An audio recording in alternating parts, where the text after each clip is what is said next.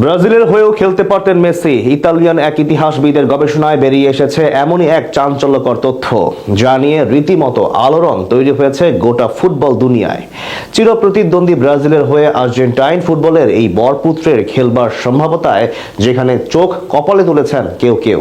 কিভাবে ব্রাজিলে মিলল মেসির শিকড়ের সন্ধান, কেনই বা সেলেসাওদের হয়ে মাঠ কাঁপানো হলো না তার, সে সব নিয়ে বাকিটা থাকছে রিপোর্টে। লিওনেল মেসি বল পায়ে যার ছান্দিক ফুটবলে মন্ত্রমুগ্ধ হয় গোটা ফুটবল দুনিয়া। আর্জেন্টিনার জার্সিতে আন্তর্জাতিক ফুটবলে দারুণ সব কীর্তি গড়া কিংবদন্তি এই ফুটবলার গেল 2 দশকেরও বেশি সময় ধরে আর্জেন্টাইন ফুটবলের প্রতীক হয়ে টিকে আছেন মাথা উঁচু করে। তবে নতুন এক ইতিহাস অনুসন্ধানে উঠে এসেছে অজানা এক তথ্য, যেখানে জানা যায় যে একটা সময় মেসির পরিবারের শেকড় গাথা ছিল ব্রাজিলে।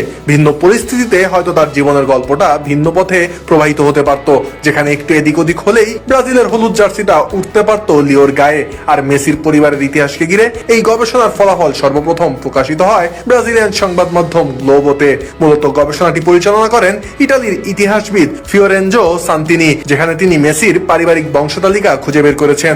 সেখানে দেখা যায় যে মেসির এক প্রপিতামহ ব্রাজিলের সাও পাওলো রাজ্যে জন্ম নিয়েছিলেন। পরে 20 শতকের শুরুর দিকে যিনি সপরিবারে আর্জেন্টিনায় স্থানান্তরিত হন। গল্পটা শুরু হয় মেসির প্রপিতামহের পিতা রানিয়েরো কোচেত্তিনিকে দিয়ে, যার জন্ম ইতালির সান সেভেরিনো মার্কেতে।